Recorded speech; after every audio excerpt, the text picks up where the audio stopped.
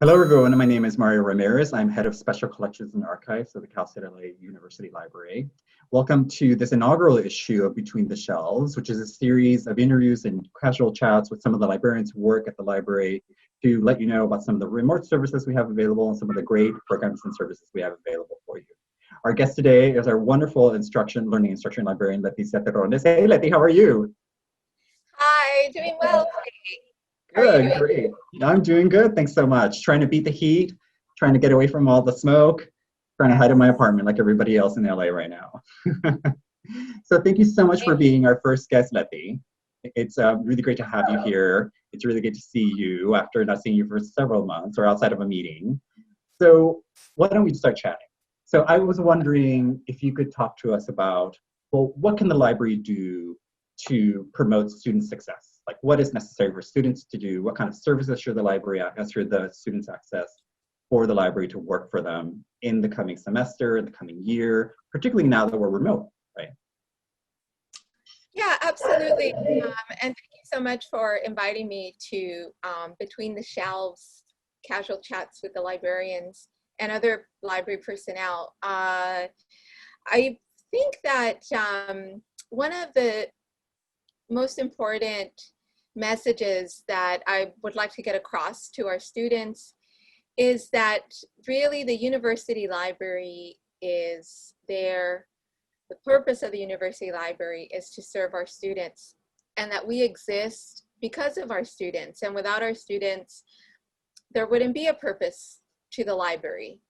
All of the various activities and collections and workshops and modes of instruction on how to do research, how to access information and how to access library collections, really the whole center of that is to promote the well-being and the academic inquiry and growth of our students.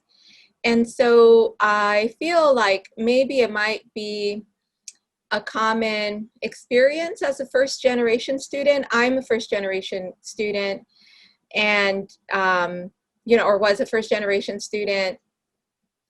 I didn't really consider myself as sort of integral to the campus community back when I was going to college. And I think that the whole sort of college experience and the concept of it, even especially for beginning students, freshmen and sophomore students, it's easy to sort of think of yourself as like an outsider to the university, but really what I want to emphasize to our students is that they are the main purpose of being for all of us in our professional capacities and roles at the university. So as someone who is representing the library in some way, in my capacity as a librarian, I really want to put that message out to our students that the Cal State L.A. University Library is here to help you students, to help you succeed in your courses, and to help you succeed in your research and all of your scholarly activities and in your, even perhaps in your career development. We have a number of ways for our students to get involved with the work of the library. So either by being student workers or volunteering in some ways at the library. And all of that put together, I think it shows the number of ways that the library tries to create spaces for our students. As the instruction and services librarian, that's one of my main charges for myself, is to really bring home that message to students that it's not enough to just sort of learn all the facts and be able to summarize, the concepts of your discipline, but also to participate and give your own takes in it. So yeah, kind of a long-winded way of saying hello and what's the role of the library. No, but this is really fantastic, because, like I'm like you, I was first gen, I didn't know what I was doing when I got to college. It was all very new to me. I was scared to talk to anybody. And I think had I known that, librarians were there to help me and people were there to help me, that I had resources, it would have been, a much more sort of fruitful experience. I mean, I had a great college experience, but nonetheless, I would have just been more aware of the kind of resources that are available. So Letty, I know that, in conversations we've had before, and, you just mentioned it as well, you talk about the library helping students become critical thinkers. What does that mean? Like, what is thinking critically, and how does that differ from just like regular thinking? And how does the library do that for students? There's so many, ways to define critical thinking. The way that I like to talk about critical thinking, particularly, if my audience is students, right, is to emphasize that critical thinking is always having your eye to the why, to having like a close connection to the whys behind any sort of thing that you're looking at, any sort of, argument that you're reading about, or some disciplinary theory, or some other sort of breakthrough that's happened, in the study that, that you're involved in. To always have like, if I may, an eagle eye, right? The Cal State L.A. eagle eye on asking the whys behind things. I feel like our students, their critique is so sharp already because they live in a city, Los Angeles, that's so vibrant in terms, all around so vibrant in terms of the kinds of populations that live here, particularly the social movements around Black liberation that are happening right now, these critiques against the power structures that really shape and can really also impact a lot of times negatively the qualities of our lives. Like, a lot of our students are very aware of that, if not are actively participating in these actions. And so our students are already coming to the table with so many assets. And so just to know, like, our students are here, they're showing up in this sort of like pandemic reality online. My goodness, like, our students are the best students that are participating in higher education. And so they're already coming with such a sharp critique.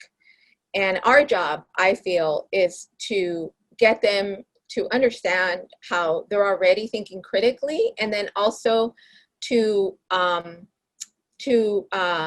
sort of channel the ways that they're thinking critically in ways that sort of academe and the language of academia uses. Because, speaking also as a first-generation student who's had all sorts of different experiences and roles in higher education, from being a student to being an instructor to being someone who works, in a staff position at the university. I've had all sorts of different roles in higher education.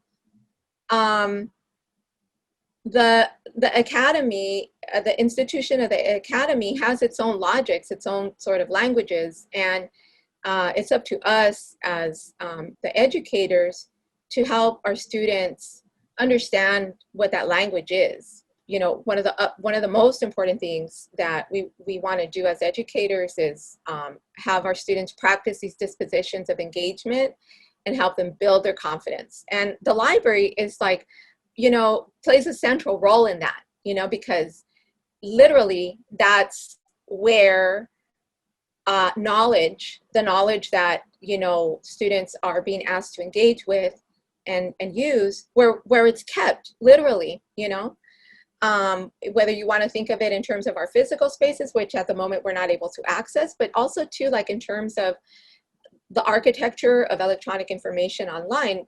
The databases that we have are not accessible through a regular Google search. And to get students to understand that, and then also to get them to understand that their registration fees, like, play a central role in being able to pay for those databases. Exactly. Yeah, so all of that, I think, is part of critical thinking. Thank you so much for your valuable insight on Letty. I have two final questions for you. I know that you're doing a lot to support our students now, and I know you're working on what is called Library Live, your webinar that you're working on with our colleague Azina Camacho, who will be interviewed later on in this series, by the way.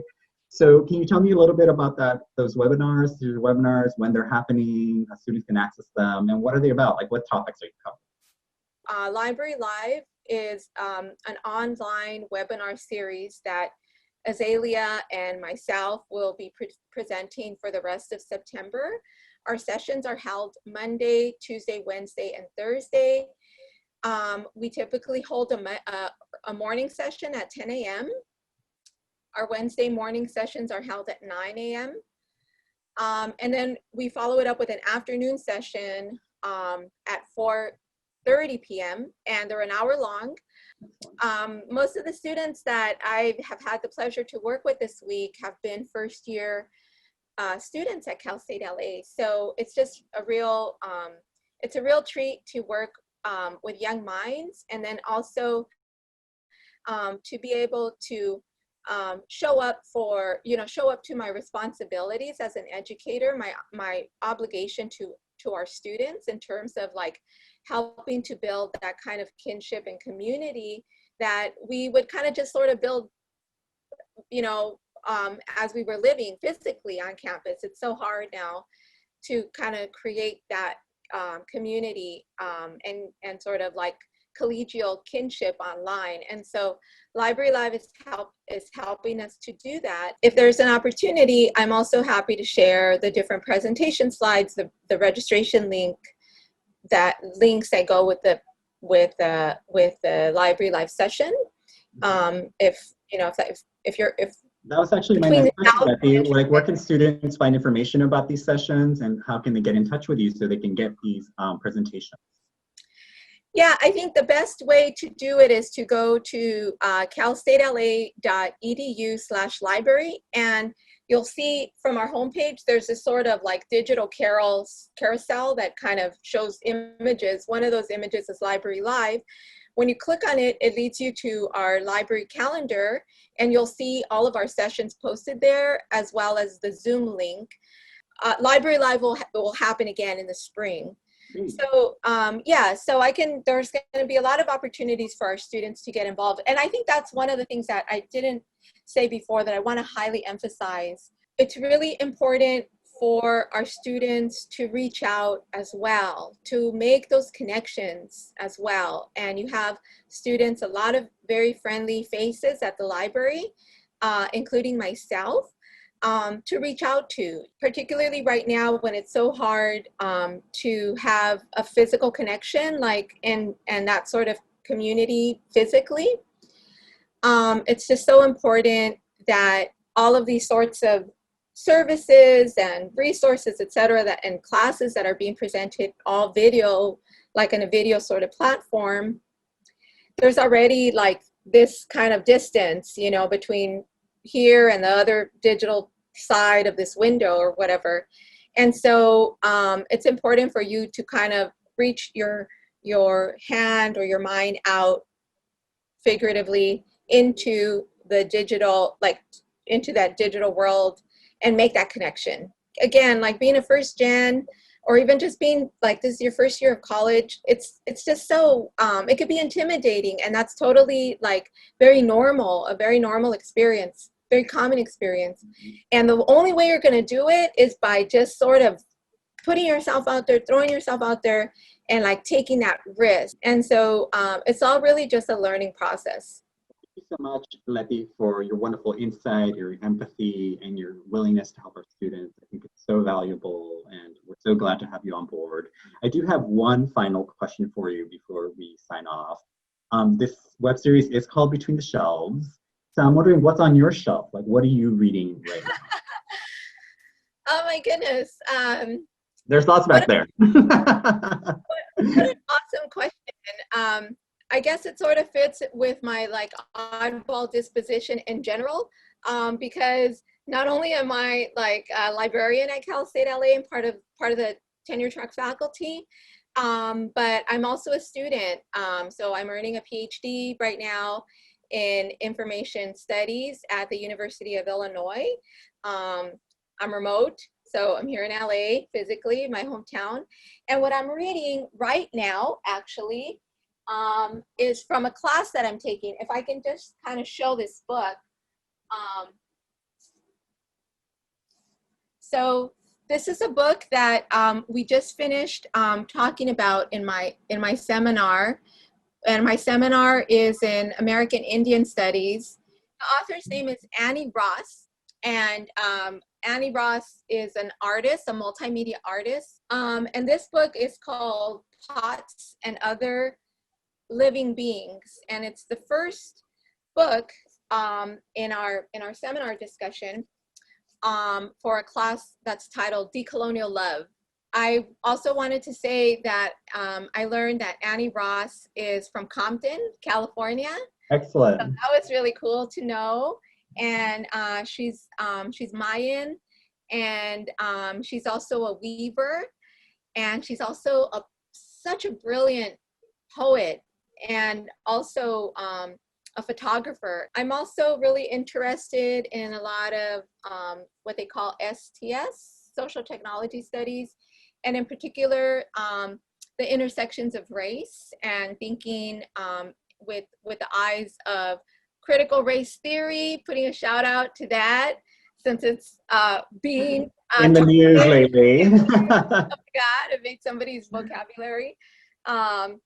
But this is a new book by Rua Benjamin, Race After Technology, which I know, Mario, that you're also an avid reader in this sort of area. Absolutely. Well, thank you so much, Letty, for being with us today, being our guinea pig, our inaugural guest of Between the Shelves. And thank you so much for your insight and for your great recommendations. Thank you so much to our viewers also for hanging out with us today.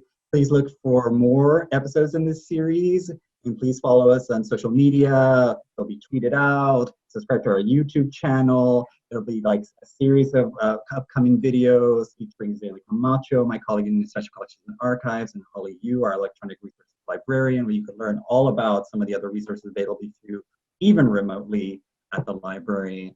And also, just so you know, a lot of the links that Letty was talking about, we will place them in the description, and they'll be available for you to access, so you can get to attend some of these wonderful Library Live seminars, both this semester and next semester. So thank you again to everyone. Thank you, Letty. Thank you for attending, to our viewers, and we'll see you next time on Between the Shelves. Thank you. Goodbye. Bye, Letty.